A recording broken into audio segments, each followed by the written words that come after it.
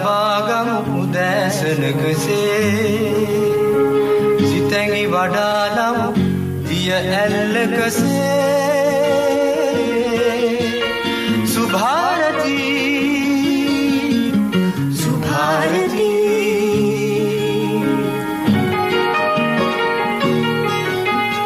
දෙසවන සරසන වදනින සිතුවිලි උපදින හඬකින ඔබගේ නිවහන සොයා ඇදේ සුභාරතී සුභාරතී ආයුබෝවන් සුබ උදෑසනක් සුබ දවසක් ඔබට ඉරිදා උදෑසන සුභාරතී සංවාද මණ්ඩපයෙන් ඔබ මුණ ගැසෙන්න අදත් සුපුරුදු ආරාධන ඉඳුවර ඔබට බොහොම ස්තුතියි. ඔබ ඔබේ යුතුයකම ඉටු කරන්න මම මගේ යුතුයකම ඉටු කර සුරක්ෂිත රටක් සහ සෞභාග්‍යමත් දේශයක් ගොඩනගන්නෙමි. ජනාධිපතිතුමා ජනතා කේන්ද්‍රීය ප්‍රතිපත්ති ප්‍රකාශයක් ජනතාවට එක් කරමින් ජනතා කේන්ද්‍රීය ආර්ථික ප්‍රතිපත්ති ප්‍රකාශයක් ජනතාවට එක් කරමින් අපේක්ෂකයෙකු ලෙස රටේ ජනතාවට කිව්වේ ඒ අදහස. එයට තමයි 69 ලක්ෂයකට අධික ජනතාවක් ආශිර්වාද කරමින් පෙළ ගැසමින් බලාපොරොත්තු සහිතව වසර ගණනාවක් මේ රටේ දැන් වසර එකහමාරකට අධික කාලයක් ආණ්ඩුවක් යටතේ කටයුතු කරන්නේ. තවත් වසර කිහිපයක් අපට ඉදිරියට යන්න තිබෙනවා. තාක්ෂණය සහ මොසුවන අපේ ගොවිතැන. අපගේ ආර්ථික ප්‍රතිපත්තිය අනුව කෘෂිකර්මාන්තයේ මූලික පදනම වන්නේ ගොවිතැන අතර වෙනත් වෘත්තීන්ට යොමු වීම වෙනුවට වෙනත් වෘත්තීන්හි යෙදෙන්නන් පවා ගොවිතැනට ආකර්ෂණය වන වෘත්තියක් බවට පත් කිරීමයි. කුඩා භූමි ප්‍රදේශයක අඩු නිෂ්පාදන පිරිවැයකින් උසස් තාක්ෂණික ක්‍රමවේදයන් භාවිතයෙන් වැඩි ගුණාත්මක භාවයකින් යුතු ඉහළ අස්වැන්නක් ලබා ගැනීමට හැකි සංවර්ධිත කෘෂි ආර්ථිකයක් ගොඩනැගීම අපේ කෘෂි කාර්මික ප්‍රතිපත්තිය වේ. ඒ සඳහා දැනට ඇති සියලු ප්‍රතිපත්ති සමාලෝචනය කර කන්නේන් කන්නේට වෙනස් නොවනවන ජාතික කෘෂි කාර්මික ප්‍රතිපත්තියක් සකස් කරනු ලැබේ. එමගින් රටේ දල ජාතික නිෂ්පාදිතයට දැනට ලැබෙන කෘෂි කාර්මික දායකත්වයේ පහසුවෙන්ම තව කීප ගුණයකින් වැඩි කිරීම අපේ ඉලක්කය වේ. එමෙන්ම ඉදිරි දශකය තුළ දේශීය සහ ජාත්‍යන්තර පාරිභෝගිකයාට වස විසෙන් තොර ශ්‍රී ලාංකික කෘෂි නිෂ්පාදන මිලට ගැනීමේ අවස්ථාව උදා කෙරේ. අද අපි කතා කරන්නේ ඒ හා සමානව දෙවෙන කතාබහක්. තාක්ෂණය හා මුසුවන අපේ ගොවිතැන. කතාව හරවත් කරන්න අප ආරාධනා කළා කාර්මික තාක්ෂණ ආයතනයේ හිටපු පරීක්ෂණ මහාචාර්ය වත්මන් සභාපති ආචාර්ය සිරිමල් ප්‍රේමකුමාර මහතාට. අයිබෝන් ඔබතුමාට. අයිබෝන්. මම හිතන්නේ දැන් මේ ආයතනයේ ඔබතුමා සභාපති වුණාට එහිම වෘත්තීය කළ නිසා කලක් පර්යේෂණ සහ අධ්‍යක්ෂකම් රැසකට මුහුණ දුන්න නිසා අපිට මේ සාකච්ඡාවේ ප්‍රායෝගිකවම කතා කරන්න පුළුවන්කමක් තිබේවි. ඉතින් ඒ නිසා අපි සතුටු වෙනවා අදාළ විෂය අදාළ පුද්ගලයෙකු සමග හරවත්ව ගැඹුරින් කාලෝචිතව මේ සාකච්ඡාව කරගෙන යන්න ලැබීම පිළිබඳව තාක්ෂණය පිළිබඳව අපි කතා කරනවා. අපේ ගොවිතැන පිළිබඳව අපි අවධානය යොමු කරනවා. ඒත් එක්ක ශ්‍රී ලංකාවේ තිබෙන සූදානම සහ මේ සෞභාග්‍යයේ දැක්ම ප්‍රතිපත්ති ප්‍රකාශයේ මහ පොළවේ සිටවන්නට පුළුවන් යථාර්ථයක් බවට පත් කරගන්න පුළුවන්ද කියන කාරණාව විශ්මතු කරගන්න තමයි අද අප සෝදානම් වන්නේ.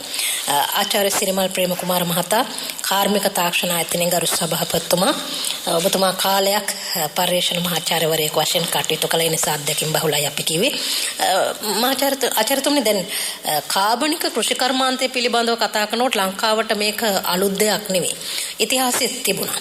හැබැයි ලෝකයේ අපිට මේ தත්ත්වය වඩාත් හොඳින් අවබෝධ කරගන්න පුළුවන්කමක් තිබෙනවා. කාබනික කෘෂි කර්මාන්තයේ ලෝක ප්‍රවණතාවය කොහොමද අපි හඳුනගන්නේ? ඔව් ඇත්තටම කියන්න ඕන මුලින්ම ලෝකීය කාබනික කෘෂි කර්මාන්තය දෙසට වේගයෙන් හැරෙමින් පවතිනවා. නමුත් මෙතෙන්දී වැදගත්ම දේ තමයි ශ්‍රී ලංකාව තමයි ලෝකයේ ප්‍රථම වතාවට ෆස්ට් කන්ට්‍රි පළවෙනි රට 100% කාබනික කෘෂි කර්මාන්තය නොහොත් පාරිසරික කෘෂි කර්මාන්තය කරා යොමු වෙන්න තීරණය කළේ. ඒ අපේ අතිගරු ජනාධිපති ගෝඨාභය රාජපක්ෂ මැතිතුමාගේ ගනිපු තාමත් ධනාත්මක තීරණය.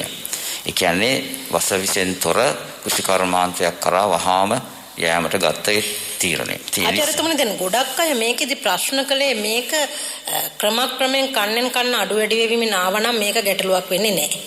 නැත්නම් මේ එක පාර්ටම සිද්ධ වෙච්ච නිසා තමයි මේක ජනතාවට පිළිබඳ විවිධ ගැටලු ආවේ.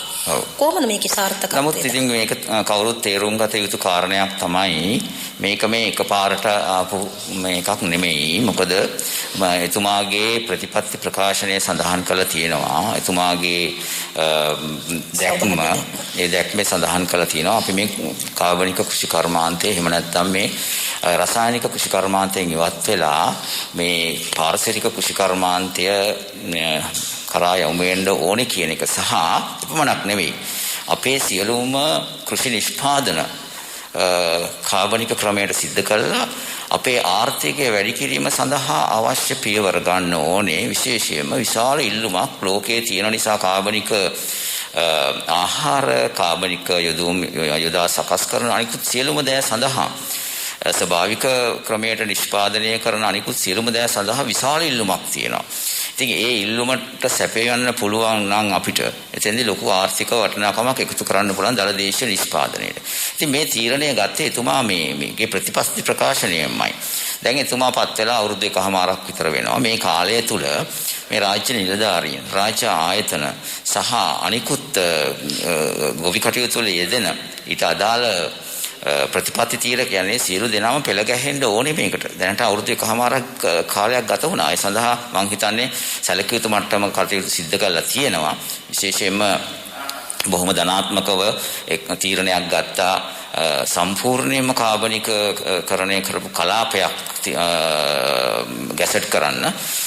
දැනට මාස 6කට විතර කලින් නකල්ස් කාබනික කලාපය කියලා. ඉතින් මේ ආකාරයෙන් මේ ප්‍රතිපත්තියේ සහායේ එපමණක් නෙමෙයි ඇත්තටම අපේ ආයතන සියල්ලටම එතුමා දැනුවත් කළා ඒ සෞභාග්‍ය දැක්මට අනුගතව කටයුතු කරන්න කියලා. ඉතින් ඒක නිසා මේක මේ එකපාරටම ගනිපු තීරණයක් නෙමෙයි. මේක ඇත්තටම ගත යුතු සුදුසු කාලයේදී ඒ තීරණය එතුමා ගත්තා කියන එකයි මගේ නම් අදහස. 91.7 91.9 තරංගමාලා ඔස්සේ ස්වදේශීය සේවයෙන් සුභාරතී සංවාද මණ්ඩපයට ඔබට සවන් දෙන්න පුළුවන්. අද ඉරිදා උදෑසන අප කතා කරන්නේ තාක්ෂණය සහ මුසෝන අපේ ගොවිතැන සම්බන්ධව. කාර්මික තාක්ෂණ ආයතනයේ ගරු සභාපතිතුමන් ආචාර්ය සිරිමල් ප්‍රේමකුමාර මහතා අද සාකච්ඡාව හරවත් කරන්නට එක්ව සිටින්නේ. දැන් කාබනික ගොවිතැන පිළිබඳව කතා කරන විට ලෝකයේ පූර්ණ වශයෙන් කාබනික පොහොර භාවිත කරන රටවල් අපිට කොහොමද හඳුනා ගන්න පුළුවන්කම තියෙන්නේ? ඔව් දැනට ලෝකයේ පූර්ණ වශයෙන් කාබනික යෙදවුම් ඇතුව ගොවිතැන් කරන රටවල් නැහැ ඇත්තටම. ඒකයි මම කිව්වේ මේ අපි තමයි පළවෙනි රට වෙන්නේ. ඉතින් ඒක නිසා ලෝකයෙන් විශාල සුබපැතුම් ප්‍රමාණයක් පහුගිය දවස්වල ගලාගෙන ආව අපේ ජනාධිපතිතුමාට. විශේෂයෙන්ම කාබනික කර්මාන්තය සඳහා යොමු වන සංවිධාන විශාල ප්‍රමාණයක් මේ ලෝකේ තියෙනවා. ඒ සියලු දෙනාම මේ සඳහා මේ අපේ ජනාධිපතිතුමාට සුබපැතුම් එක්කලා. ඒකම ඒ අය කියනවා මේ අනිත් රටවල් වලට දැන් බල කරන්න ඕනේ සම්පූර්ණ මේ කාබනික ගොවිතැන කරා යන්න කියලා තම තමන්ගේ රටවල් වලට උන් තීරණය කරලා තියෙනවා.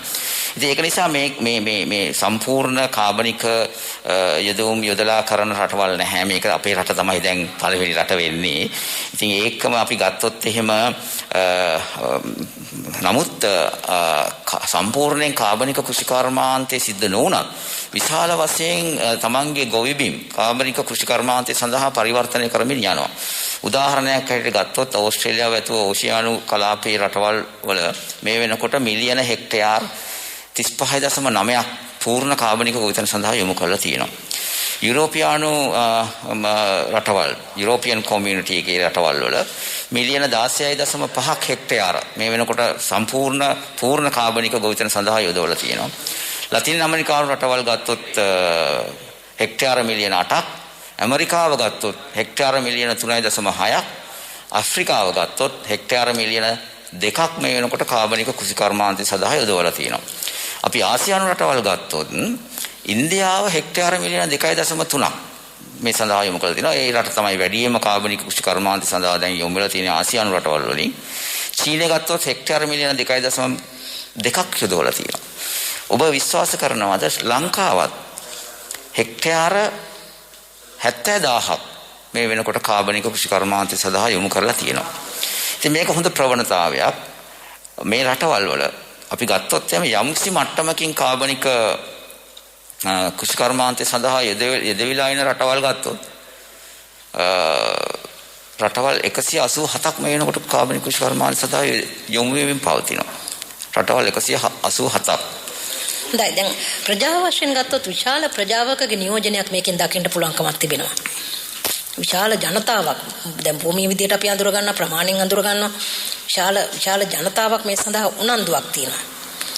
ඔව් ඇත්තටම මේ අපි මේ රටවල් දිහා ගත්තොත් කාබනික කුෂ්කර්මාන්තය සඳහා යොමු වෙලා ඉන්නවා සැලකිය යුතු ප්‍රමාණයක්. මේ දැන් ගත්තොත් එහෙම 2019 දත්ත ගත්තොත් අපි දන්නවා කාබනික කුෂ්කර්මාන්තය සඳහා ලෝකෙම ගත්තොත් හෙක්ටයාර මිලියන 72.3ක් මේ වෙනකොට පූර්ණ කාබනික කුෂ්කර්මාන්ත සඳහා යොදවලා තියෙනවා. ඉතින් මෙතෙන්දී දැන් 2025 වගේ කාලය වෙනකොට වකවානුව වෙනකොට මේක හෙක්ටයාර මිලියන 150 දක්වා වැඩි වෙන බවට ගණනය කරලා තියෙනවා. ඉතින් මෙතෙන්දී ලෝකයේ ගත්තොත් මේ වෙනකොට නිෂ්පාදකයෝ කාබනික කුෂ්කර්මාන්තයේ ගොවිතැන සහ ඒ නිෂ්පාදන සිදු කරන අය ඉන්නවා 2019 වර්ෂය වෙනකොට මිලියන 3.1ක් ලෝකේ. ඉන්දියාව ගත්තොත් ඒකෙන් භාගයක් මිලියන 1.3ක් විතර ඉන්නවා මේ කාබනික කුෂ්කර්මාන්තයේ යෙදෙන සහ කාබනික නිෂ්පාදන ලෝකෙට ඉදිරිපත් කරන. ඉතින් අපි ගත්තොත් මේ සඳහා මොකද විශාල ඉල්ලුමක් තියෙනවා දැන් මේ වෙනකොට. ඒ නිසා තමයි මේ අපේ මේ කුෂ්කර්මාන්තයේ යෙදෙන උදවිය ක්‍රමානුකූලව කාබනික කුෂ්කර්මාන්තය සඳහා යොමු වෙමින් පවතින්නේ. හොඳයි සභාපතිතුමනි දැන් විශේෂයෙන්ම අපිට කාබනික ගොවිතැනේදී වාසි රැසක් තිබෙනවා. අවධානය යොමු කරන්න ඕන කරුණු රැසක් තියෙනවා. දැන් අපේ මේ ගොවිතැන නිසා ආහාරයට තියෙන ඉල්ලුම එළවලු සහ පළතුරු විශේෂයෙන්ම අපි කතා කරනවා. මේ ආහාරයට තියෙන ඉල්ලුම කොහොමද ලෝකේ අඳුරගෙන තියෙන්නේ? ඔව් ඇත්තටම මේ විශේෂයෙන්ම මේ කෘෂි රසායන නිසා සිදුවෙන හානිය ලෝකයේ දැන් පැහැදිලිවම අවබෝධ කරගෙන තියෙනවා. ඉතින් දැන් විශේෂයෙන්ම බෝනවන රෝග විශාල වශයෙන් බෝවන රෝග මට්ටමට පත්වීම තුළ 2002 ලෝක සෞඛ්‍ය සංවිධානය කරපු විශාලම පරීක්ෂණය තමයි මේ බෝවන රෝගවලට හේතුව හොයන එක. මේ ඇයි මේ තරම් ශීඝ්‍රයෙන් බෝ නොවන රෝග මට්ටමට මේ බෝවන රෝග මට්ටමට මේ බෝ නොවන රෝග පත් වෙලා තියෙන්නේ කියන එක. විශේෂයෙන්ම හෘදයාබාධ, දියවැඩියාව, පිළිකා ඔය අනාදී වශයෙන් අධික රුධිර පීඩනය යනාදී වශයෙන් මාරාන්තික රෝග පහක් අපි දන්නවා මේ ලෝකයේ වැළඳ ගන්නමින් පවතිනවා. ඉතින් මේකට හේතුව හොයන්න ලෝක සෞඛ්‍ය සංවිධානයේ විශාල අධ්‍යයනයක් කරා. ඒක තමයි ලෝක සෞඛ්‍ය සංවිධානයේ සිදු කරපු ලොකුම අධ්‍යයනය. ඉතින් මේකෙදී ඒගොල්ලන්ගේ වාර්තාව 2002 දී පිට වෙන්නේ. දැනට අවුරුදු 20කට කලින්. හරිද? ඉතින් ඒ වුණාට මේ පිළිබඳව අවධානය යොමු කළේ නැහැ. නමුත් මම මේ ආහාර සෞඛ්‍යමය ආහාර පිළිබඳ පශ්චාත් ආචාර්යවාදී පිළිබඳ හදෑරුවේ ජපානයේ. ඒ ජපානයේ මා හදෑරුවේ ආහාරවල මේ ශරීරයට සිදුවෙන මේ ආහාර ගැනීම තුළින් ශරීරයේ සිදුවන පරිවෘත්තීය ක්‍රියාවලට කොහොමද බලපාන්නේ කියලා මේවා ඥාන මට්ටමේ කොහොමද ක්‍රියාත්මක වෙන්නේ කියන අධ්‍යයනය තමයි මම සිද්ධ කළේ. ඉතින් මෙතෙන්දී ජපානයේ ප්‍රමුණ ගත්තා. ඇතරම මේ ඖෂධීය ආහාර මේ රට තුළට තමන්ගේ ජනතාවට ලබා දෙන්න ඕන කියන බලාපොරොත්තු මත විශාල පරීක්ෂණ ප්‍රමාණයක් සිදු කළා. ඉතින් මෙතෙන්දී 2002 දී මම නැවත ලංකාවට ආවම මේ ඒ වෙනකොට තමයි ලෝක සෞඛ්‍ය සංවිධානයේ වාර්තාව ඉදිරිපත් වෙන්නේ. ඉතින් මෙතෙන්දී මේ ලෝක සෞඛ්‍ය සංවිධානයේ පැහැදිලිවම කියනවා මේ රෝග වලින් බේරෙන්න නම් වහාම තමන්ගේ සාම්ප්‍රදායික ආහාර රටාවට යන්න ඕනේ කියලා. ඉතින් මෙතන සාම්ප්‍රදායික ආහාර රටාවට යන්න ඕනේ කියන එකෙන් අදහස් කරන්නේ ඉතින් ඇත්තටම අපිට ඒකේ අවිවාදයේ පිළිගන්න ඕනේ සාම්ප්‍රදායික ආහාර රටාව තුළ සාම්ප්‍රදායික කෘෂිකර්මාන්තය තමයි තිබුණේ. ඒක සාම්ප්‍රදායික කෘෂිකර්මාන්තයට අපිට යන්නම වෙනවා සාම්ප්‍රදායික ආහාර රටාවට යන්න නම්. ඉතින් මෙතෙන්දී ලෝක සෞඛ්‍ය සංවිධානයේ උදාහරණ ගන්නවා කොරියාව. දකුණු කොරියාව ශීඝ්‍රයෙන් දියුණු වෙච්ච රටක්. අවුරුදු 50ක් ඇතුළත ලෝකයේ 12 වෙනි ආර්ථිකය බවට පත් වෙනවා. ඒ ශීඝ්‍රයෙන් දියුණු වෙන උනත් මේ දියුණු වීම තුල ගෝලීකරණය තුල එන අනිකුත් ආහාර විසකාරක වළක්වා ගැනීමට ඒ අය කටයුතු කළා. විශේෂයෙන්ම ජනමාධ්‍ය උපයෝගී කරගෙන ජනතාව දැනුවත් කළා.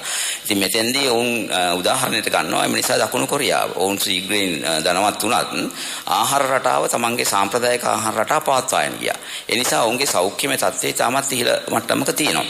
ඉතින් මෙතෙන්දී සෞඛ්‍ය සඳහා යන වියදම් ශීඝ්‍රයෙන් අඩු වෙනවා. එතකොට ඒ වගේ ජනතාවක් සෞඛ්‍ය සම්පන්න ජනතාවක් ඉන්නකොට ඒකම තමන්ගේ කාර්යභාරය කර ගැනීමට ඒ කියන්නේ වර්ක් ෆෝස් එක ඒ කියන්නේ එයාගේ ළඟේ සඵලතාවය ඉතාමත් ඉහළ මට්ටමක පවතිනවා. ඉතින් ඒක තමයි දියුණුවේ හොඳ උදාහරණයක් දකුණු කොරියාව.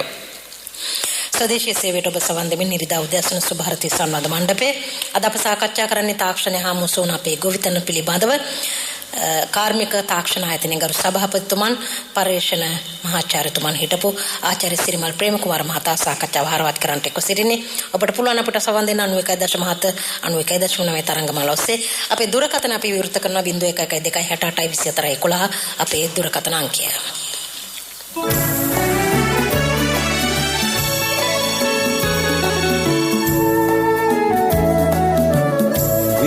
විඥාන පරිත්‍යාග අපගේ පරමාර්ථයයි ආසියා කරේ රැවුගෙන අපේ කීර්ති නාමයයි ගුවන් විදුලි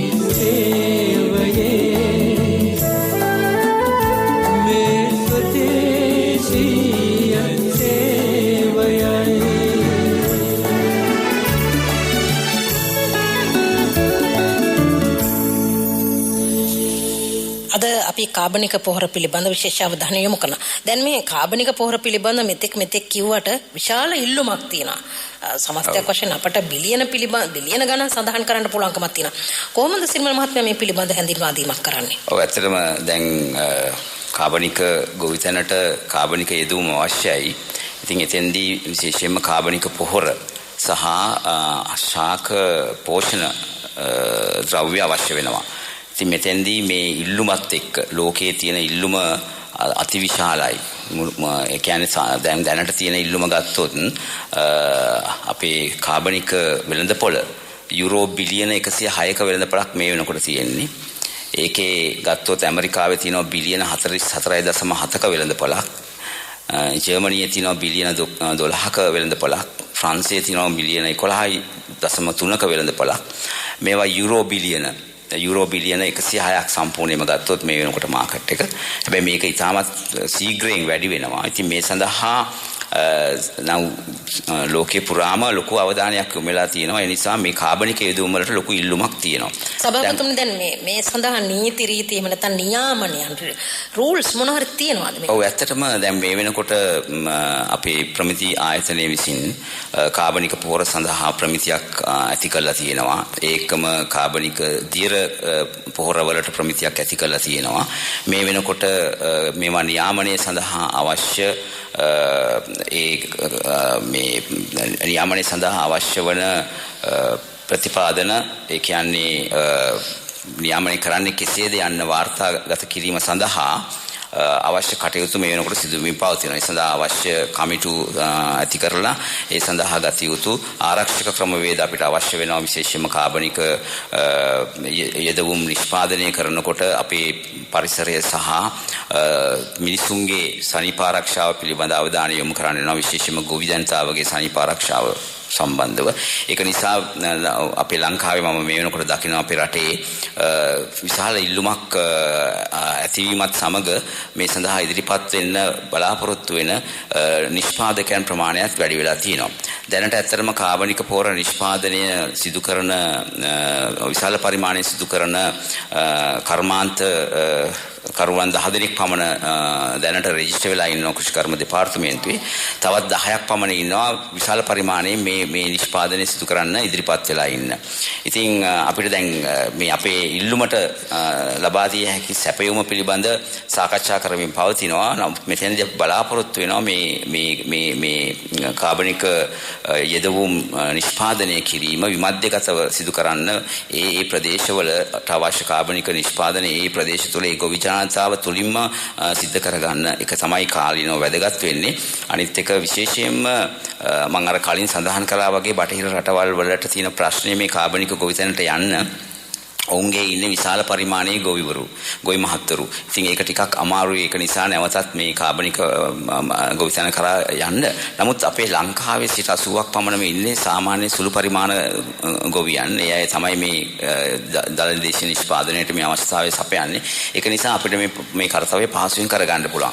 ඒ නිසා ඒ කලාප මට්ටමින් අඩු ගානේ කලාප මට්ටමින් හෝ මේ කාබනික නිෂ්පාදන සිදු කිරීමේ අවශ්‍යතාවය තියෙනවා. ඉතින් ඒක නිසා මේ ඉල්ලුම සපයා ගන්න බැරි කමක් නැහැ පුළුවන්. හොඳයි ලෝක ප්‍රවණතාවය අපි අඳුනගත්තා. ශ්‍රී ලංකාවේ ප්‍රවණතාවය පිළිබඳව අපි කතා කරන්නට මත්තෙන් දුරකථන ඇමතුමක් තියෙනවා අපි සවන් දීලෙමු. අයිබෝවන්.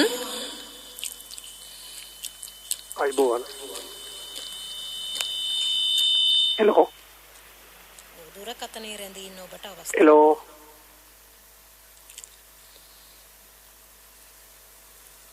කතා කරන්න. අයිබෝවන්. එනවද මාව? ඔව් ඊටමත් හොඳින් ඇහෙනවා. ඔබේ අදහස් ඉදිරිපත් කරන්න අදාළ මාතෘකාවට අනුකූලව. ගරු සභාපතිතුමනි මගේ මාතෘකාව මම කළුතර දිස්ත්‍රික්කයේ පොල්ගම්පල දැනට අවුරුදු 10කට වඩා ඉස්සරදී කාබනික පොර යොදලා මේ කුඹුරක් කළා. ඒකේ යායේ තිබෙනවා කුඹුරු අක්කර 20ක් විතර. ඉතින් අක්කරයක් විතර කාබනික පොර යොදලා කරේ. නමුත් අර කුචි රසායනික ද්‍රව්‍ය දාන කාණටම මගේ කාබනික පොර කුඹුරත් හරි ගියා. ඉන්නේ ඒක ඉතා සාර්ථකයි. නමුත් මේකට මේ අපේ ප්‍රදේශයේ කුචිකර්ම ගොජන්සේ මධ්‍යස්ථානයේ සහයෝගය දෙක්ක නැති හින්දා ඒක කඩාකප්පල් වුණා. තමයි මගේ ප්‍රශ්නේ. බොහොම ස්තුතියි ඔබේ අදහස් වලට. සභාපතිතුමනි දැන් මේ gedara පොඩි ඉඩක අක්කරයක දෙකක මේක කරන්න පහසුයි. එක කුඹුරක් විතරක් කරන කෙනෙකුට කරන්න පහසුයි. තමන්ගේ භූමි ප්‍රමාණය කරන්න පුළුවන්. හැබැයි වාණිජමය වශයෙන් වගාවක් කරනකොට දැන් නිලධාරීන් සොයා බැලුවේ නැති නිසා තමයි දැන් එතුමාගේ අත්දැකීම කිව්වේ. මේ ආදී වශයෙන් කොහොමද කරන්න පුළුවන්කම තිබෙන්නේ? කාබනික වගාව පුළුවන් ද වාණිජ වගාවක් විදිහට මහා පරිමාණයෙන් කෘෂිකර්මාන්තයට කරන්න කියන හැඟීමක් තමයි ජනතාවට ඇතිලා තියෙන්නේ. ඔව් දැන් ඇත්තටම මේ සඳහා ඇත්තටම උදාහරණ මේ වෙනකොට ශ්‍රී ලංකාව තුළ තියෙනවා. විශේෂයෙන්ම ඔබ විශ්වාස කරන්නේ නැහැ මම කලින් සඳහන් කළා වගේ දැන් මේ වෙනකොටත් හෙක්ටයාර 70000ක කාබනික වගාව සිද්ධ වෙනවා ලංකාවේ. විශේෂයෙන්ම කාබනික තේ සහ කාබනික කුරුඳු ලෝකයට මුලින්ම ඉදිරිපත් කරන්නේ ශ්‍රී ලංකාව.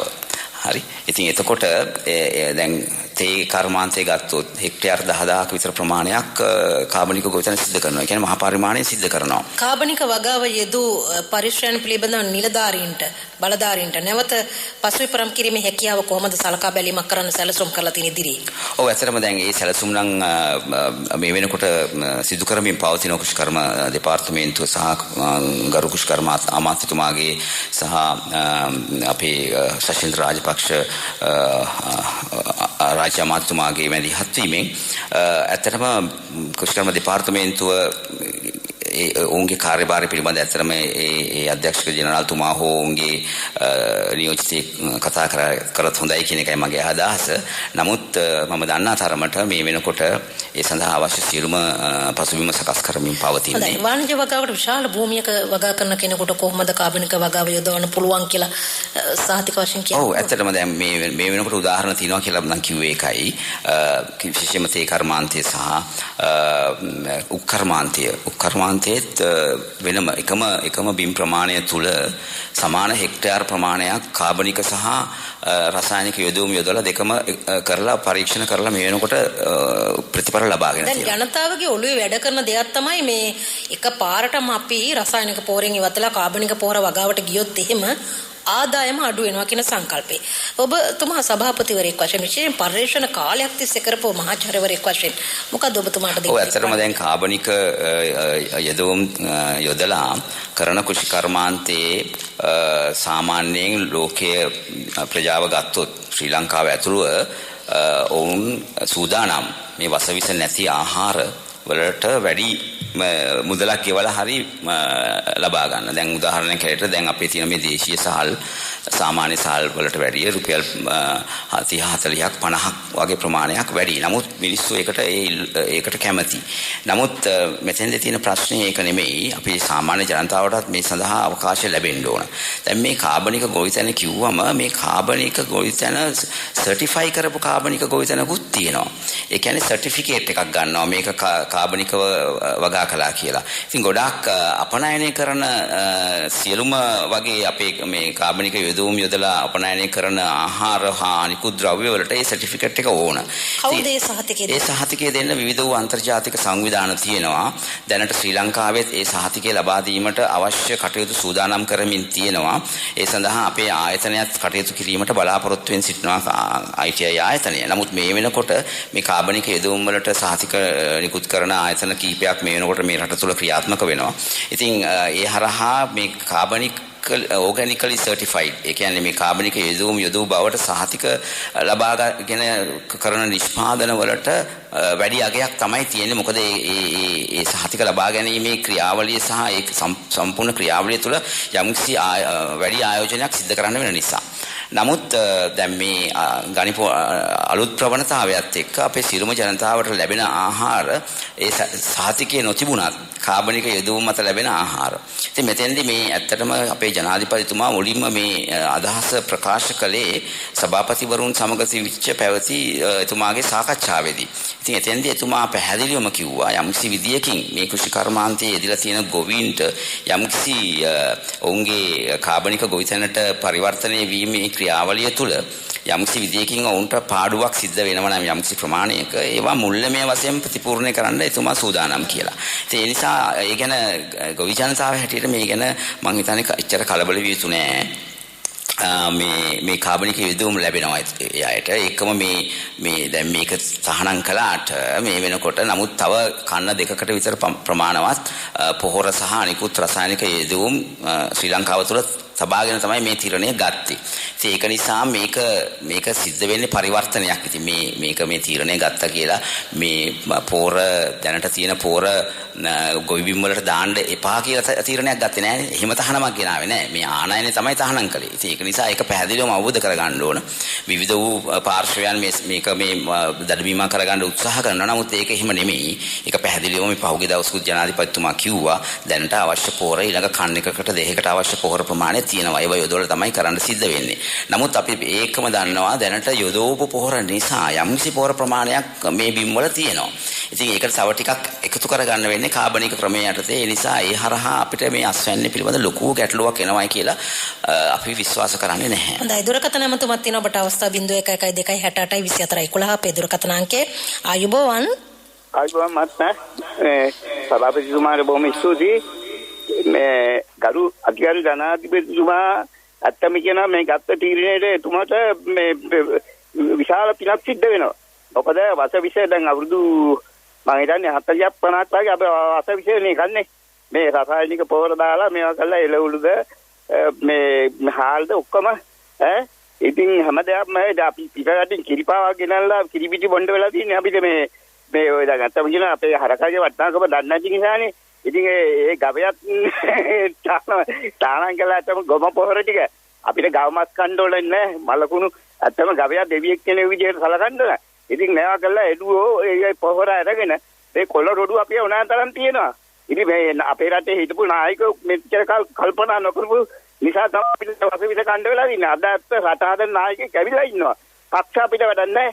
එතුමාට අපි සහයෝගය කවුරුත් දීලා මේ වසවිස තොර ආහාර අරගෙන එතුමාට තව අවුරුදු 20ක්වත් මේ රට පාලනය කරන්න දෙන්න ඕන.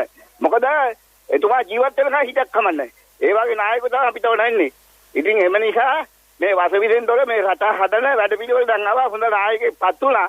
හොඳ පක්ෂ දේශපාලනෙන් තොරව ඉදිරියේ මේ රට හදන්න එතුමා ක්‍රියා කරයි කියලා මම හිතනවා. විශේෂයෙන්ම වී ගොවිතැනත් එක්ක ඉතින් ඇත්තටම අපි ඒක දිහා බැලුවම මේ අපිට පේනවා මේ කාබනික යොදවුම් යොදලා කරපු හයිබ්‍රිඩ් වරයිටිස් වී වර්ගත් කාබනික යොදවුම් සහිතව වගා කළා. ඒකම දේශීය වී වර්ගත් අපි කාබනික යොදවුම් සහිතව වගා කරලා අපේ ඒ ගොවි මහතුරු විශේෂයෙන්ම ගුරුසිංහ පදනම එතකොට ඒ වගේ එපාවල අපේ මේ හාමුදුරුවන්ගේ ඒ ගොවි සංවිධාන ඒකම අනිල් ෆර්නෑන්ඩු මහත්මයාගේ ගොවි සංවිධානය ඒ සියලුම ගොවි සංවිධාන කිහිපයක් ඇත්තටම ක්‍රියාත්මක වුණා. විශේෂයෙන්ම හෙළසුවේ සංවිධානය මේ කාබනික කලාපය තුළ ඔවුන්ගේ කාබනික යොදවුම් යොදලා මේ ඔය හයිබ්‍රිඩ් වරයිටිස් කියන දෙමුහුම් වර්ගත් වී වර්ගත් වගා කළා. දැන් ලංකාවේ මුදල් පිටරටට යාම වළක්වා ගන්න අපිට රසායනික පොහොර ගෙන්වීම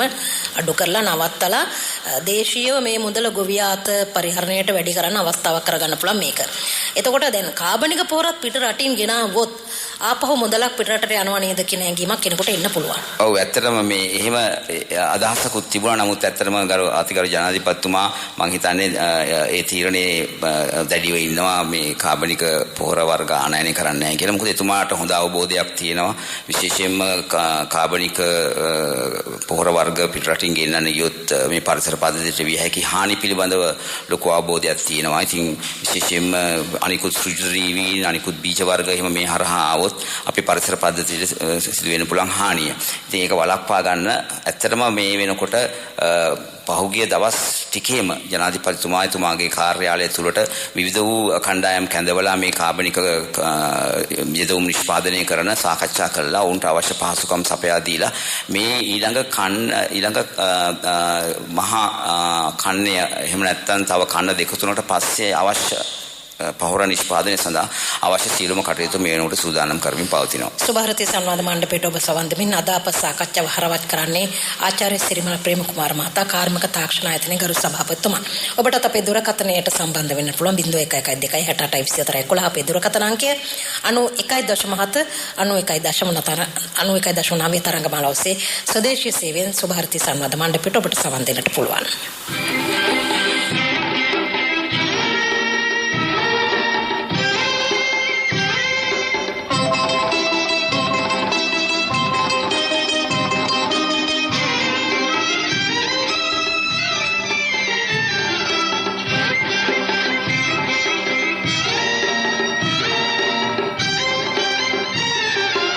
නව යුගයක අරුණ සිනාසේ ගමින් ගමට සතුට උදාවේ ගමින් ගමට සතුට උදාවේ ගමින් ගමට සතුට උදාවේ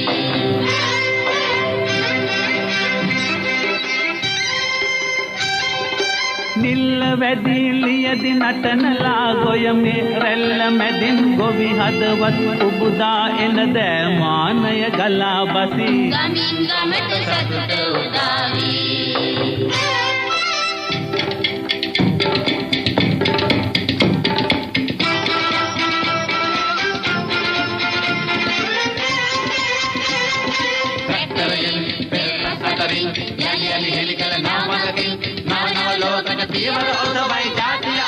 ගමින් ගමට සතුට උදාවේ නව යුගයක අරුණ සිනාසේ ගමින් ගමට සතුට උදාවේ ගමින් ගමට සතුට උදාවේ ගමින් ගමට සතුට උදාවේ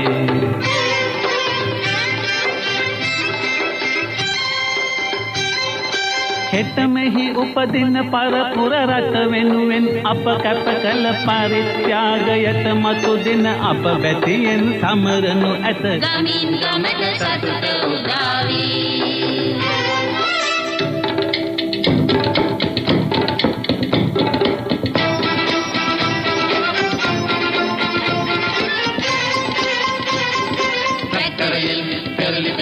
පස් අතරින් යලි යලි හෙලි කළ නවමගකින් නව නව ලෝකත පියවර ඔසවයි ජාතිය අපගේ ගමින් ගමට සතුට උදාවේ ගමින් ගමට සතුට උදාවේ ගමින් ගමට සතුට උදාවේ ගමින් ගමට සතුට උදාවේ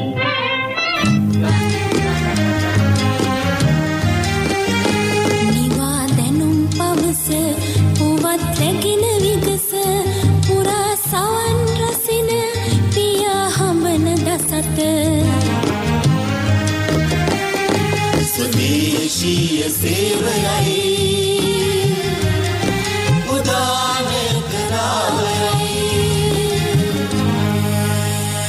ಭಾರತೀಯ ಸಂವಾದ ಮಂಡಪයට ඔබ සවන් දෙමින් අපි මේ කාබනික පොහොර ගොවිතැන භාවිතය සහ තාක්ෂණික ක්‍රමවේදයන් පිළිබඳ දීර්ඝව ඔබට හඳුන්වා දෙන්නට සෝදානම් කාර්මික තාක්ෂණ ආයතනයේ සභාපති ආචාර්ය සිරිමල් ප්‍රේමකුමාර මහතා අපිත් එක්ක අද ස්වභාරතීය සංවාද මණ්ඩපයේ සාකච්ඡා කරන්නේ. මේ තාක්ෂණික ක්‍රමවේදයට එන්නට ඉස්සෙල්ලා මේ කොටස් තියෙන නිසා තමයි අපි දීර්ඝ වශයෙන් මේවත් සාකච්ඡා කරන්නේ. ලංකාවේ මේ තේ පොල් කුරුඳු ආදී භෝග ගණනාවක්ම සභාපතිතුමනි තියෙනවා. කොහොමද අපිට ඒවා පිළිබඳ සිහිපත් කරන්න පුළුවන්කම තියෙන? අපි හිතනවා මේ කාබනික පොහොරකම මේ විවගා විතරද එහෙම නැත්නම් මේ ළඟදිද මේක පිළිබඳ කතා කරන්න කියලා. අපට හොඳ ඉතිහාසයක් තියෙනවා. අපට හොඳ පැවැත්මක් තියෙනවා. කාලයක් තිස්සේ අපි කරගෙන ආවිලා තියෙන ඇත්තටම කාබනික ගොවිතැන මේක මේ ක්‍රමක්‍රමයෙන් මැදදී තමයි විනාශලා ආයිම අපි මේ හරවනවාද කියලා හිතනවා. ලංකාවේ විශාල වශයෙන් භෝග වගාවන් රසක් තියෙනවා මේ පිළිබඳව. ඔව් ඇත්තටම මේ අපි ඇවිදින් මේ දීර්ඝ කාලයක් මහ විශාල ඉතිහාසයක් තියෙන ජාතියක් ශ්‍රී ලංකාවේ. ඉතින් අවුරුදු 5000කට එහා පැත්තේ ලොකු ඉතිහාසයක් තියෙන අපි මේ කාබනික ක්‍රමයට තමයි අපි ආහාර ගත්තේ 1960 වගේ දශකයේ වෙනකම්ම. ඉතින් මෙතෙන්දී මේ හර්ෂ විප්ලවයත් එක්ක තමයි මේ කාබනික කෘෂිකර්මාන්තයෙන් ඉවත් වෙලා රසායනික කෘෂිකර්මාන්තයට ප්‍රවිෂ්ඨ වෙන්නේ. ඉතින් මෙතෙන්දී රසායනික කෘෂිකර්මාන්තයට ප්‍රවිෂ්ඨ වෙනවා විතරක් නෙමෙයි මේ රසායනික කෘෂි රසායනික වලට සංවේදී බීජ ආනයනයත් සිද්ධ කරනවා. ඉතින් ඒවා යොදවල තමයි අපි මේ ආහාර නිෂ්පාදනය සිද්ධ කළේ. ඉතින් දැන් ආපහු අපි හැරලා යනකොට මෙතෙන්දී වැදගත් වෙනවා මේ බීජ නිෂ්පාදනයත් අපි ඇති කරගන්න වෙනවා. ඉතින් මෙතෙන්දී ඇත්තටම ලංකාව මම කලින් සඳහන් කළා වගේ තේ සහ කුරුඳු කාබනිකව නිෂ්පාදනය කරපු ප්‍රථම රට හැටියට ලෝක ඉතිහාසයට එක් වෙනවා. මේ දැන් අපි අපනයනය කරනවා කුරුඳු වගේම තේ සර්ටිෆයිඩ් ඕගැනික්. ඒ කියන්නේ ඕගැනික් කාබනික සහතිකයත් සමග අපනයනය කරනවා. ඒ විතරක් නෙමෙයි. මේ වෙනකොට පොල් වගාවටත් ඉදිරිපත් වෙලා ඉන්නවා කාබනිකව පොල් වගා කරන්නන්. මේ මොකද කාබනික වගා කරපු පොල් සඳහා විශාල ඉල්ලුමක් තියෙනවා. ඔබතුමිය දන්නවා මේ වෙනකොට පොල් තෙල් වලට විශාල ඉල්ලුමක් ලෝකයේ තියෙනවා. ආහාර නිෂ්පාදනය විතර නෙමෙයි ඖෂධ සඳහාත් විශාල වශයෙන් ඉල්ලුමක් තියෙනවා. ඉතින් මෙතෙන්දී කාබනිකව ගොවිතැන් කරපු යදවපු පොල් සඳහා විශාල ඉල්ලුමක් තියෙනවා. නිසා ඒ සඳහා කටයුතු කරමින් පවතිනවා. මේ වෙනකොට ලංකාවෙන් අපනයනය කරනවා තේ එතකොට පොල් කුරුඳු ගම්මිරිස් මොනවාද එනසල් කරාබු නැටි සාදික්කා ඉඟුරු එතකොට අල වර්ග විවිධ වූ එළවලු වර්ග කොෆි මේ කෝපි එතකොට මේ පළතුරු ගත්තොත් අන්නාසි ගස් ලැබු කෙසෙල් දෙහි අඹ ඒවත් මේ වෙනකොට අපනයනය වෙනවා. සහල් කාබනිකව නිෂ්පාදනය කරපු සහල් අපි අපනයනය කරනවා මේ වෙනකොට. ඉතින් ඇත්තටම මම ඒකයි අනිත් ඒවාට වඩා මේ සඳහා හොඳ ඉහළ මිලක් තියෙනවා. ඒක තමයි හේතුව. ඇත්තටම මම සඳහන් කරන්නේ සැලකිය යුතු ඉහළ මිලක් මේ වෙනකොට මේ ලෝකයේ පවතිනවා. ඉතින් ඒ සභාපතිතුමනි දැන් කාලයක් තිස්සේ රසායනික පොහොර භාවිත කරලා ඒක පාටම කාබනික පොහොරට එනකොට මේ පස පිළිබඳ කොහොමද සෝදානම වගාවේ හොඳ ආස්වැන්නක් දෙන්න? ඔව් ඇත්තටම දැන් ඒක තමයි බරපතලම ප්‍රශ්නය. මොකද මේ වසවිස යොදවලා මේ අස්වැන්න අරගෙන මේක මෙහෙම දීර්ඝ කාලිනව යනකොට මේ පස් ස්වභාවිකවම නිසරු වෙනවා. මොකද මේ යොදවුම් නිසා සිද්ධ වෙන හානිය විශේෂයෙන්ම පරීක්ෂණාත්මකව ඔප්පු කරලා තියෙනවා අපේ පාංශු ක්ෂුද්‍රජීවීන් විශේෂයෙන්ම පාංශු දිලීර වර්ග අති විශාල සේවයක් සිද්ධ කරනවා මේ සම්පූර්ණ පරිසර පද්ධතිය තුළ ආහාර නිෂ්පාදනයේදී. ඇත්තටම දැන් මේ ආහාර නිෂ්පාදනය කරාට ආහාර ප්‍රමාණය වැඩි වුණාට ඒවායේ ගුණාත්මක භාවය හොඳටම අඩු වෙලා. ඉතින් අපි දැන් මේ බඩ පිරෙන්න කනවා මිසක් අපිට ඒ ආහාර හඳහා මේ අපේ ශරීරය නිරෝගීව පවත්වාගෙන යාමට අවශ්‍ය දේවල් ලැබෙන්නේ නැහැ. ඒකට හේතුව තමයි මේ ශුද්ධ ජීවීන් විනාශ කිරීම මේ පස තුළ සිටිනවා. උදාහරණයට ගත්තොත් එහෙම මේ පරීක්ෂණාත්මකව ඔප්පු කරලා තියෙනවා දිලීර ප්‍රමාණය. ඒ කියන්නේ පස තුළ තිබෙන දිලීර ප්‍රමාණය 50%කින් අඩු වෙලා තියෙනවා මේ වෙනකොට. ඒ කියන්නේ මේ අපිට අත්‍යවශ්‍ය දිලීර ප්‍රමාණයක් 50%කින් අඩු වෙලා තියෙනවා. දැන් සාමාන්‍යයෙන් දිලීර ගත්තොත් එහෙම සතපුම් 2300ක් විතර දිගයි මේ 1 ස්ක්වයර් කිලෝමීටරයකට 1 ස්ක්වයර් මීටරයකට ඉන්න දිලිර ප්‍රමාණය. ඉතින් මේ අයගෙන් 50% කඩුණා කියන්නේ මේ නිකම් පසක් මේ තියෙන්නේ. ඉතින් එහෙම වෙන්න බෑ. එහෙම වුණාම මේ පස නිසරු වෙනවා. ඉතින් දැන් පරීක්ෂණාත්මකව පෙන්නලා තියෙනවා මේ පසට දැන් කාබනික යෙදුවම ඒවායේ සඵලතාවය 36 ගුණයකින් වැඩි වෙලා තියෙනවා. 36 ගුණයකින්. ඉතින් මේ කාබනික යෙදුම් දැන් යොදවන්න පටන් ගත්ත ගමන්ම මේවායේ සඵලතාවය වැඩි වෙලා අපිට හොඳ ආශ්‍රයයක් ලැබෙනවා. දැන් පොහොර දානකොට ඒකෙන් එන ලෙඩ රෝග වලට සත්තුන්ට දිලිර වලට බෙහෙත් රසායනික ද්‍රව්‍ය ඊට පස්සේ ඉසින්න වෙනවා. කෘමිනාශක අරව මේවා දාන්න වෙනවා. ඒතකොට වියදම වැඩි වෙනවා. බලාපොරොත්තු මේත් එක්ක බෙදිලා යනවා. එතකොට අපිට අර බත් කූරා ගේ කුරුල්ලා වගේ සත්තු අහිමි වෙලා මේ ජෛව විවිධත්වයට විනාශයක් සිද්ධ වෙලා ඉවරයි. ඒක නැවත ඇති කරගන්න පුළුවන්කමක් තිබෙනවා නේ. පැහැදිලිවම නැවත ඇති කරගන්න පුළුවන්. විශේෂයෙන්ම අපි දකිනවා කාබනිකව ගොවිතැන් කරපු බිම් වල නැවතත් අපි දකිනවා බිම් පණුව. ඉතින් ඇත්තටම බිම් පණුවන්ගේ කාර්යභාරය අති විශාලයි. උදාහරණයක් හැටියට ගත්තොත් බිම් පණුව ඒ තියෙන මේ පොළවේ තියෙන පස් අනුභව කිරීම හරහා ඒවායේ නයිට්‍රජන් ප්‍රමාණය 5 ගුණයකින් වැඩි කරනවා. ඉතින් අපි ඒව දැකලා තියෙනවා. විශේෂයෙන්ම කාබනික ගොවිතැන් කරපු කුඹුරු වල අපි දැන් දකිනවා මේ මාළු පැටව්. ඉතින් මේ මාළු සහ වී අතර අන්තර් සම්බන්ධයක් තියෙනවා. එතකොට ඒවායේ ආශ්‍රයන වැඩි වෙනවා, ගුණය වැඩි වෙනවා. ඉතින් ඒ වගේ මේ කාබනික යෙදුම් තුළ සිද්ධ වෙන අපිට තියෙන මේ අපේ ධනාත්මක පැත්ත ඉතාමත් ඉහළයි. ඉතින් ඒ නිසා මේ රසායනික කුෂ්කර්මාන්තයත් එක්ක ආපු පලිබෝධ ඉතාමත් වැඩි වුණා. මේ පලිබෝධ සමහර පලිබෝධ හිටියේ නෑ. මේ 1960 දශකයේ තමයි මුලින්ම වාර්තා වෙන්නේ ලීෆ් හොපර් කියන පලිබෝධය. ඉතින් මේ කුෂ්කර්මාන්තයේ යෙදෙන්න මේ පලිබෝධ වැඩි වෙනවා. ඒතර පලිබෝධ වල තියෙන ප්‍රතිරෝධීතාවය වැඩි වෙනවා. ඒක මහ විශාල ප්‍රශ්නයක් ඉස්සරහට සිද්ධ වෙනවා. ඉතින් මං හිතන්නේ ඉතාමත් කාලීන තීරණයක් මේ ගත්තේ. මේ තීරණය කොච්චර දැඩි වුණත් කොච්චර අපහසුයි කියලා හිතුණත් මං හිතන්නේ ඒක අපහසුයි කියලා. ඒ සඳහා යාමට අනිවාර්යයෙන්ම දැන් ඕන නැත්නම් අපිට ඉස්සරහට ආහාර නිෂ්පාදනය පිළිබඳ ලොකු ගැටලුවක් ඇති වෙනවා මේ රසායනික කෘෂිකර්මාන්තය තුල උවත්. එදා කාබනික පොහොර භාවිතය නිසා සාමාන්‍ය ජන ජීවිතයේ දිනදා ජන ජීවිතේ වගා කටයුතු කරපු නිසා සෞඛ්‍ය සම්පන්න පිරිසක් ලෙඩ රෝග වලින් අඩු පිරිසක් අපේ රටේ හිටියා. ක්‍රමක්‍රමයෙන් මේක රසායනික පොහොර භාවිතය සහ දියර භාවිතය නිසා මේ තත්වයන් එක්කලා ලෙඩ රෝග බහුල වශයෙන් අපිට කතා කරන්න සිද්ධ වුණා. අපේ දේශීය නිෂ්පාදනය නැත්නම් මිල මුදල් ජන ජීවිතයේ සියල්ලක් සඳහා කැප කරන්න සිද්ධ වුණා. ඒ නිසා ඒක රටකට වගේම ලෝකයක් ඉස්සර අපේ රටේ ආර්ථිකයට බලපෑමක් එල්ල කළ කාරණාවක් වුණා. දැන් අපිට ආපසු එතෙන්ට ගියොත් විශාල වශයෙන් ආර්ථික ඉතුරු සෞඛ්‍යමය වශයෙන්, ඒ වගේම තාක්ෂණීය වශයෙන්, ඒ වගේම පාරිසරික වශයෙන් විවිධාකාර කරුණු රැස්සකින් මේක ඉතුරු කරගන්න පුළුවන්කමක් තිබෙනවා. එතකොට අපේ මානසික සහ මේ සාමාන්‍ය ජන ජීවිතයට මේක මහත් රුකුලක් වෙනවා. අනිවාර්යයෙන්. ලෙඩ දුක නැත්තම් ඇත්තටම එච්චරනේ ඒකනේ ජීවිතයේ සතුට කියන්නේ. ආචාර්යතුමනි ඔබතුමා කාර්මික තාක්ෂණ ආයතනයේ නියෝජනය කරන්නේ. දැන් ලංකාවේ කාබනික පොහොර පිළිබඳ කුඩා අය, වැඩිහිටි අය, මධ්‍ය පරිමාණ අය, බලධාරීන්, නිලධාරීන් සියලුම දෙනාම එක හඬින් කතා කරන කාලයක්. හොඳ නරක පිළිබඳ සොයා බලන කාලයක්. අපි අර මේ කොවිඩ් වසංගතේ මොකක්ද මේක කියලා හොයලා බැලුවා වගේ, හැමදාම කතා කළා වගේ, හැමදාම උනන්දු වෙනවා වගේ කාබනික පොහොර ගැන තමයි වර්තමානයේ වැඩි වශයෙන් තොරතුරු හොයන්නේ. ඔබතුමාගේ ආයතනය කොහොමද හඳුනගෙන තියෙන්නේ ලංකාවේ කාබනික පොහොර භාවිතය තාක්ෂණික වශයෙන් අපිට ජය ගන්න පුළුවන් කාරණාවක් කියලා? ඔව් ඇත්තටම ඒක එච්චර අපහසු කාර්යයක් නෙමෙයි. මොකද අපි දැනටමත් මේ කාබනික නිෂ්පාදන කරා යොමු වෙලා ඉන්නේ අපේ ආයතනයේ. දැනට වසර 20ක විතර ඉඳලා අපි මේ කාර්යය යෙදලා ඉන්නවා. විශේෂයෙන්ම කොම්පෝස්ට් නිෂ්පාදනය පිළිබඳ ඒ දැනුම ලබා දීමේ කටයුතු අපි සිදු කරලා තියෙනවා.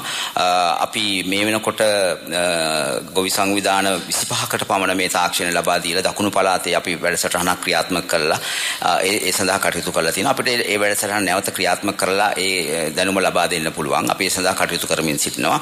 ඒකම අපි මතක් කරන්න ඕන මේ සඳහා අපේ ආයතනයේ හිටපු ආචාර්ය අපවණ්ඩාර මැතිතුමා සහ දැනට අපේ පරීක්ෂණ මහාචාර්ය ආර්.එම්. ධර්මදාස මැතිතුමා මේ වෙනුවෙන් කටයුතු කරමින් පවතිනවා. ඉතින් මේ මෙතෙන්දි කිව යුතු කාරණයක් තමයි මෙතෙන්දි තව වැදගත්ම කොටසක් තමයි මේ පලිබෝධ පාලනය කියන එක. දැන් කොම්පෝස්ට් නිෂ්පාදනය සහ අනිකුත් කාබනික යෙදුම් නිෂ්පාදනය සඳහා සැලකියුතු පිරිසක් මේ නෝට ඉදිරිපත් වෙලා ඉන්නවා.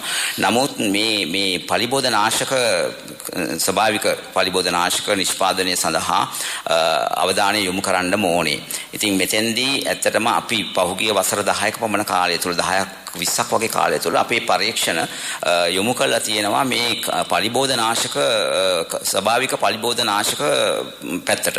ඉතින් ඒ අනුව අපි නිෂ්පාදන සැලකියුතු ප්‍රමාණයක් සිද්ධ කරලා තියෙනවා. ඒවා අපි නිෂ්පාදනය කළා මේ ඒවායේ තාක්ෂණ පැවරුම් හරහා ලබා දීලා තියෙනවා. උදාහරණයට ගත්තොත් අපි ඔය පළතුරු මැස්සා එහෙම නැත්නම් ඔය අපේ ආහාරවලට විදින මැස්සන් වර්ග පළවා පාලනය කිරීම සඳහා අවශ්‍ය උගුල් වලට අවශ්‍ය ඒ ස්වභාවිකව නිස්සාරණය කරලා අරගෙන තියෙනවා ඒ අවශ්‍ය පෙරමෝන. ඒවා යොදලා ඒ උගුල් නිෂ්පාදනය මහා පරිමාණයනුත් ඒවා කරන්න පුළුවන්කමක් තියෙනවද? ඔව්. ඒව දැනට අපේ මේ ප්‍රධාන මේ කර්මාන්ත මේ ආයතන වලට අපි ඒ තාක්ෂණ ලබා දීලා තියෙනවා. ඒ අයව නිෂ්පාදනය කරලා වෙළඳපොළට ඉදිරිපත් කරලා තියෙනවා මේ වෙනකොට. දැන් බීජ පිළිබඳව උනන්දුවක් විය යුතුයි නේද? දැන් අපි ලංකාවේ දේශීය සහල් වර්ග කතා කරනකොට 200ක් විතර කතා කරනවා. දැන් ලංකාවේ 60ක් විතර භාවිතයක් පිළිබඳව කතා කරනවා.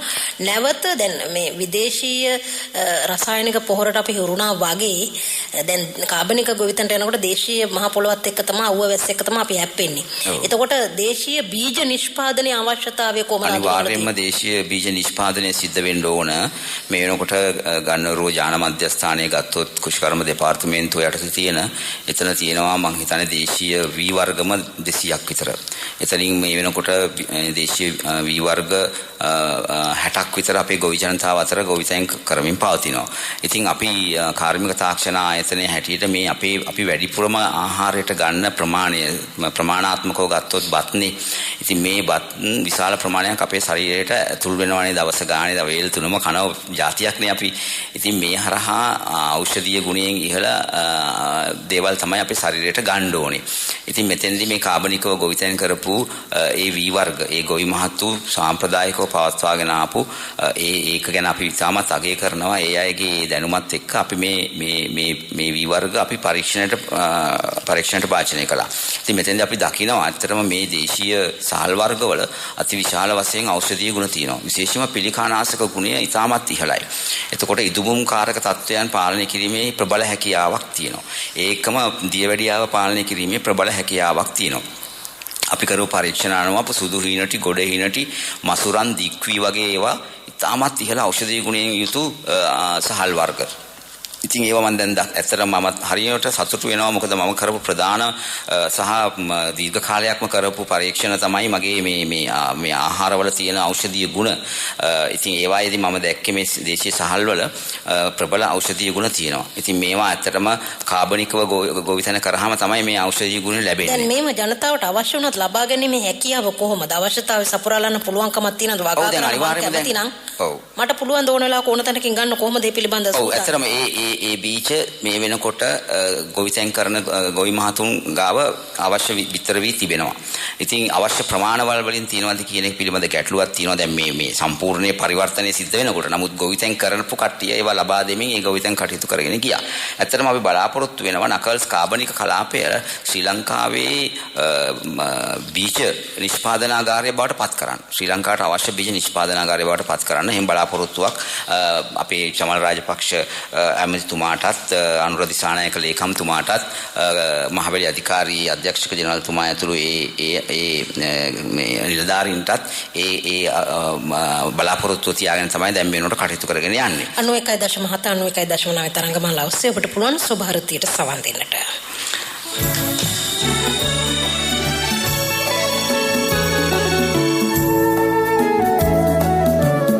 විශ්වඥාන පරිත්‍යාග අපගේ පරමාර්ථයයි ආසියා කරේ රැවුදෙන අපේ කීර්ති නාමයයි ගුවන් විදුලි සේවයේ මේ ස්වදේශීය සේවයයි.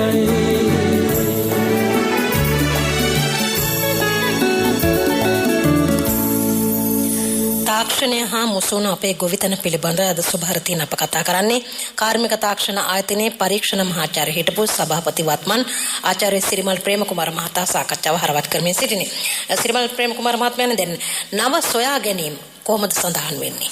ඔව් ඇත්තටම කාර්මික තාක්ෂණ ආයතනයේ හැටියට ගත්තොත් මම කලින් සඳහන් කළා වගේ අපි මේ කාබනික කෘෂිකර්මාන්ත සඳහා අවශ්‍ය යෙදුම් පිළිබඳ පසුගිය වසර 10ක 15ක පමණ කාලයක ඉඳලම කටයුතු කරනවා. විශේෂයෙන්ම අපි අවධානය යොමු කරලා තියෙනවා කොම්පෝස්ට්කරණය සහ පලිබෝධනාශක ස්වභාවික පලිබෝධනාශක නිෂ්පාදනය තාක්ෂණ ඇති කිරීම සඳහා. ඉතින් මෙතෙන්දී අපි ඇත්තටම මේ මෑතකදී අපි සිදු කරපු පරීක්ෂණයේ ප්‍රතිඵලයක් හැටියට අපිට පැය 24න් කොම්පෝස්ට් කරන්න පුළුවන් තාක්ෂණයක් අපි සාමාන්‍ය ගෙදරක හදාගන්න කොම්පෝස්ට් එකමද වාණිජ වගාවටත්? ඔව් සාමාන්‍ය ගෙදර හදාගන්න කොම්පෝස්ට් එක දැන් අපි කරලා තියෙන පරීක්ෂණ අනුව අපේ තාක්ෂණය දැන් තියෙනවා පැය 24න් ගෙදර හවුස්හෝල්ඩ් ගෙදර දවස ගානේ තිවන කසල ප්‍රමාණය පැය 24ක් ඇතුළත කාබනික පොහොරක් බවට පරිවර්තනය කරන්න පුළුවන් තාක්ෂණය අපි ගාව තියෙනවා. ඉතින් ඒ තාක්ෂණය අපි දැන් තව නොබෝදිනකින් ජනතාවට ඉදිරිපත් කරන්න සූදානම් කරනවා. ඒක පොඩි යන්ත්‍රයක් ඇත්තටම. මේ පොඩි යන්ත්‍රය ගෙදර පාවිච්චි කරන්න පුළුවන්. ඒ කියන්නේ විදුලි බලය අවශ්‍ය වෙනවා ඒ යන්ත්‍රයට. හැබැයි ඉතින් අපිට ගම් වලට යනකොට එවැනි යන්ත්‍රයක් අවශ්‍ය නම් ඒකට අපිට සූර්ය තාපය උපයෝගී කරගෙන කරන්න පුළුවන් ක්‍රමවේදයක් මේ වෙනකොටත් සදා බලමින් තිබෙනවා. ඒකම අපි කතා කළොත් මේ පලිබෝධනාශක පිළිබඳ ස්වභාවික පලිබෝධනාශක පිළිබඳ විශේෂයෙන්ම අපි අධ්‍යක්ෂක ජනරාල්තුමිය දැනට මේ අපේ කාර්මික තාක්ෂණ ආයතනයේ පරීක්ෂණ මහාචාර්ය රාධිකා සමරසේකර මැතිණිය එතුමියගේ මූලිකත්වයෙන් පසුගිය අවුරුදු 10ක 15ක පමණ කාලයක සිට බැසිලස් තුරෙන්ජෙන්සිස් කියන බැක්ටීරියාව පාවිච්චි කරලා අපි මුලින්ම කළේ මේ මදුරු කීටයන් පාලනය කිරීමට අවශ්‍ය පරීක්ෂණ සිදු කිරීම. ඒ පරීක්ෂණ සිදු කරනවත් එක්කම අපි සිදු කරලා තියෙනවා අපේ මේ එළවලු වර්ගවලට එන කෘමි හානිය වළක්වා ගැනීම සඳහා මේ බැසිලස් කියන බැක්ටීරියාව පාවිච්චි කරන්න පුළුවන් කොහොමද කියලා. ඒ සඳහා ගන්නෝරුව කෘෂි පරීක්ෂණ ආයතනයත් සමග එකතු වෙලා අපි කරපු පරීක්ෂණ වලින් අපි ඒ වගේ බැසිලස් තුරෙන්ජෙන්සිස් කියන වර්ගයේ ශ්‍රී ලංකාවේ ආවේනික වර්ග කීපයක් අපි සොයාගෙන තිබෙනවා මේ කෘමි උවදුර වළක්වා ගැනීම සඳහා පාවිච්චි කරන්න පුළුවන්. ඉතින් ඒ වගේ නිෂ්පාදන අපි මේ වෙනකොට සිදු කරලා තියෙනවා විවිධ වූ කෘමීන් සඳහා උන්ගේ කීටයන් විනාශ කිරීම සඳහා පාවිච්චි කරන්න පුළුවන්. ඉතින් ඒක පරිසර හිතකාමී නිෂ්පාදනයක් වෙනවා. ඉතින් ඒක දැනට තියෙනවා. ඒකම අපි නිෂ්පාදනය කරලා තියෙනවා මේ අපි මේ මදුරුතලා ශාකයක් උපයෝගී කරගෙන බස්කා කියලා අපි දැනට අපිට ඔබට පුළුවන් වෙළඳපොලේ තියෙනවා මේ නිෂ්පාදනය. ඒකට පුළුවන් මේ අර මං කලින් සඳහන් කළා වගේ ඒක පාවිච්චි කරන්න පුළුවන් මේ කෘමි ට්‍රැප්ස් ඒ කියන්නේ මේ උගුල් භාවිතා කරලා ඔවුන්ගේ ජනගහනය අඩු කරලා තමන්ගේ වගාව ආරක්ෂා කරගන්න. රසායනික පොහොරවල ප්‍රමාණය අඩුයි ගුණාත්මක භාවය දෙගුණයි තෙගුණයි කියලා කතා කරනවා. එතකොට මේ කාබනික පොහොරවලත් මේ තත්ත්වය බොහොම කුඩාවට වැඩි අස්වැන්නක් ලැබෙනවා නම් හරි කැමතියි හැමෝම. ඒතර පහසුවෙන් හදා ගන්න පුළුවන් නම් හරි කැමතියි. එතකොට මිල පිළිබඳව අඩු මිලකින් යන්න පුළුවන් නම් හරි කැමතියි. මේ විදිහට තමයි ගොවියා උනන්දුවක් දක්වන අද කාලේ තාලයට අනුව එහෙම නැත්නම් එදා කාල ගුණයට සහ අද කාල ගුණයට ගැලපෙන විදිහට. සභාපතිතුමනි මේ අභියෝගය කොහොමද ආයතනයක් විදිහට ජයගන්නේ? ඔව් ඇත්තටම දැන් ඔබතුමිය සඳහන් කළ ආකාරයට දැන් මේ අපි දන්නවා මේ රසායනික ගොවිතැන තුල මේවයි තියෙන මේ ආහාරවල ගුණ නම් මේ වැඩි වෙලා නැහැ. ඒක විශාල වශයෙන් අඩු වෙලා තියෙනවා. ප්‍රමාණය වැඩි වෙලා තියෙනවා. මම කලින් සඳහන් කළා වගේ ගුණ අඩු වෙලා තියෙනවා. ඉතින් ඒක නිසා කාබනික ගොවිතැනට යොදුනහම ඒවයි ගුණ වැඩි වෙනවා. ඉතින් ඒ නිසා විශාල ආර්ථික වටිනාකමක් ලබා ගන්න පුළුවන් කාබනික ගොවිතැන. මම ඉල්ලීමක් හැටියට කරනවා මේ සියලුම ගොවිතැන් කරන උදවියට පුළුවන් තරම් ඉක්මනට තමන්ගේ ගොවිතැන කාබනික ගොවිතැනක් කරා ගමන් කරන්න. ඒ සඳහා තමන්ට යම්කිසි ගැටලුවක් තියෙනවා නම් ඒ කෘෂි නියාමකවරුන් හරහා ඒවා විසඳ ගන්න පුළුවන්. විශේෂයෙන්ම කාබනික පොහොර නිෂ්පාදනය සඳහා යොමු වෙන්න පුළුවන් තමන්ගේ ගොවිතැන කරනවට අමතරව ඒකිනුත් ආදායමක් ලබන්න පුළුවන් වෙනවා ඉස්සරහට. ඒ නිසා රටක් විදියට රජයක් විදියට ආණ්ඩුවක් විදියට ජනාධිපතිවරයෙක් විදියට තීන්දුව తీරන දැඩිව ගන්න පුළුවන්කමක් තියෙනවා. හරි අපහසු වුණත් දැඩිව ගන්නවා දුර බලලා. නිලධාරීන් මේ සඳහා උනන්දු වෙලා කටයුතු කරනවා. හැබැයි මහ ජනතාව අතේ තමයි මේ සියලු ක්‍රියාකාරකම් තියෙන්නේ. මොකක්ද මේ වගේ උදෑසනක මෙවැනි හරවත් කතා බහක් නිමා කරමින් ජනතාවට දෙන්න තියෙන පණිවිඩය? ඔව් ජනතාවට දෙන්න තියෙන පණිවිඩය ඉතාමත් ධනාත්මක තීරණයක් මේ අරගෙන තියෙන්නේ. විශේෂයෙන්ම අපේ ජනතාව බ්ලඩ් රෝග වලින් බේරගන්න ගනිපු ප්‍රබලම තීරණයක් මේක. ඒ සඳහා අපි අනුගත වෙන්න ඕන. මේකට ප්‍රතිරෝධයක් දක්වන්න එපා. මගේ ඉල්ලීම ඒකයි. මේ සඳහා අපි එකඟතාවය ඇතුව ඉතාමත් ධනාත්මකව මේ දෙස බලලා අපි ඉදිරියට කටයුතු කරන්න ඕනේ. ඉතින් මෙතෙන්දී මම හිතන්නේ රජයක් හැටියට අවශ්‍ය ප්‍රතිපාදන වෙන් කරමින් අය අවශ්‍ය නිෂ්පාදන සිදු කිරීමට අවශ්‍ය සියලුම කටයුතු මේ වෙනකොට සූදානම් කරලා තියෙන්නේ. ඉතින් ඒ නිසා ඒ ගැන කලබල වෙන්න දෙයක් නැහැ. ඔබ ආයතනයක ඕන කෙනෙකුට සම්බන්ධ වෙන්න පුළුවන් ද? ගැටලුවක් ආවොත් අදහසක් ලබා ගන්න ඕන. පැහැදිලිවම අපේ ආයතනත් සමග සම්බන්ධ වෙන්න පුළුවන්. මම දුරකථනය දෙන්නම් මේ වැඩසටහන අවසානයේදී.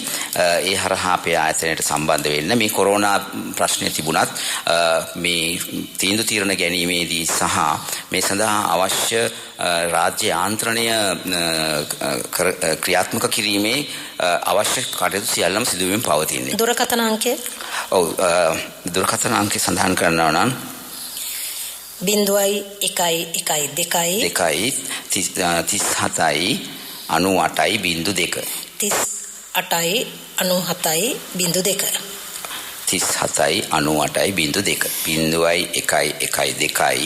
37.98.2 මේ හරහා සම්බන්ධ වෙන්න පුළුවන් අපේ ආයතනයත් එක්ක.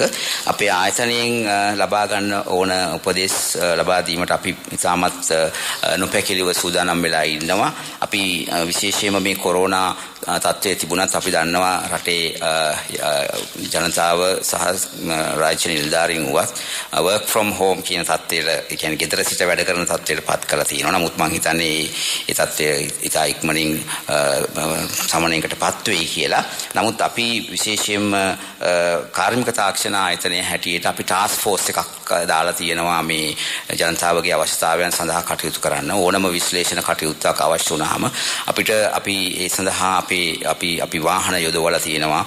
ඒ විශ්ලේෂණය කරන විද්‍යාඥයන් සහ ඉංජිනේරුවරුන් ගෙදර ඉඳලා එක් කරගෙන ඇවිල්ලා හරි ඒ විශ්ලේෂණ කටයුතු සිදු කරලා ඒ අවශ්‍ය විශ්ලේෂණ වාර්තා ලබා දීමට කටයුතු කරනවා. හොඳයි, සුබ දවසක් ප්‍රාර්ථනා කරනවා ඔබට. තවත් දවසක මුණ ගැසෙන්න අපි බලාපොරොත්තු වෙනවා. බාහිර ප්‍රචාරකාංශයෙන් දායකත්වය ලබා දුන්නේ සුමේද රුවන්පුර, ධර්මසිරි ප්‍රනාන්දු. බොහොම ස්තුතියි ඔබටත්. අද වැඩසටහනින් අපි සාකච්ඡා කළේ තාක්ෂණ හා මුසුණු අපේ ගොවිතැන පිළිබඳවයි. සාකච්ඡාව හරවත් කළේ කාර්මික තාක්ෂණ ආයතනයේ හිටපු පරීක්ෂණ මහාචාර්ය වත්මන් සභාපති ආචාර්ය සිරිමල් ප්‍රේමකුමාර මහතා සමගින් අපි සමුගන්නවා. හෙටත් උදෑසන මුණ ගැසමු. සම්බන්ධීකරණය උමන්දා කුමාරි මහගෙදර නිෂ්පාදනය කළේ දිනුක ගුණවර්ධන. මම සුධර්මා කුලතුංග. දැනුම ලබාගමු උදෑසනකසේ සිතැඟි වඩාලමු දිය ඇල්ලකසේ